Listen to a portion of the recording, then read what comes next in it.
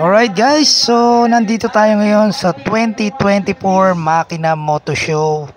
Dito lang yan sa may SMX Convention Center. So nandito tayo sa FKM para i-witness ang bagong labas na unit ng FKM, which is yung 500cc na kanilang motor, no? So i-check natin, tignan natin kung anong meron dito sa motor na to, at mamaya bigyan ko kayo ng konting specs sa motor na to. Alright? Again, the Glider 500S.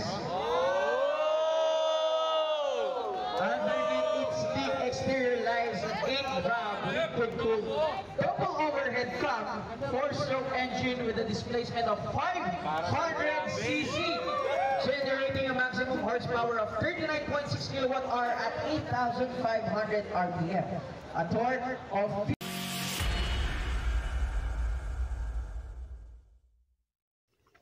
At yun nga guys, no, so pinakita na ng FKM yung kanilang bagong labas na Glider 500. So ito ay may displacement na 500cc, may engine type na 8-valve, 4-stroke, liquid cool, at may DOHC tayo rito, no. Alright, so ito ay isang cruiser type na motor, no. So nakakabigla at nakakagulat kasi sobrang ganda ng bagong labas na unit ng FKM. So kung check nyo yung kanyang handlebar, so naka naked tayo dyan, naka LCD display tayo, although hindi natin nakita yan kasi hindi activated yung unit na yan, no. Alright, so maraming nagulat sa bagong labas na unit na to ng FKM. So guys, para naman sa front suspension, meron tayong inverted fork. Ang size ng gulong 120/80 by 18 sa harapan. Front brake, meron tayong opposed 4-piston brake caliper with 300mm disc. Yan. So dual disc yan, no, yung harapan yan, dual disc.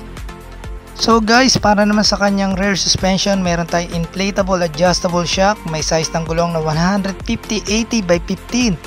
Sa rear brake naman, meron tayong single piston caliper na may 240mm disc. So ayan yung kanyang headlight, naka-LED yan. Ultimo mga turn signal light, naka-LED yan. So ito yung dual disc sa harapan, naka-inverted port. May additional reflector pa kayo para sa gabi, no, visible kayo. So meron tayong 230cm by 81cm by 117cm para sa kanyang length, width and height. So ang pinagmamalaki ng FKM, no, so meron tayo ritong camera, harap at likod yan. Yan, kung makikita nyo, may camera yan. So makikita nyo yan sa inyong panel, no.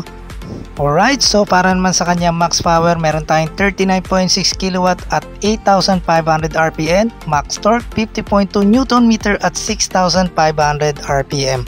So para naman dito sa kanyang mga switches, no, kung makikita nyo, solid plastic ang ginamit dyan na talagang hindi naman tinipid. At itong motor na nga pala na to ay naka keyless. So nandiyan dyan yung mga kanyang switches, then yung kanyang side mirror, no.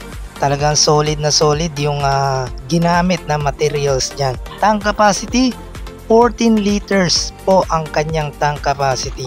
Alright, so pagdating naman sa kanyang upuan, no, talagang masasabi kong hindi naman kalambutan at di rin naman katiyasan. Solid na solid.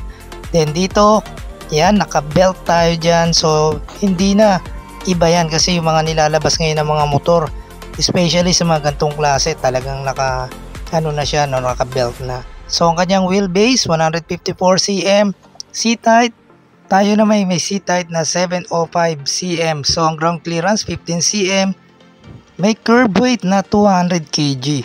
Right guys, so ito yung bagong labas ng FKM ngayon, at ito'y makikita nyo sa market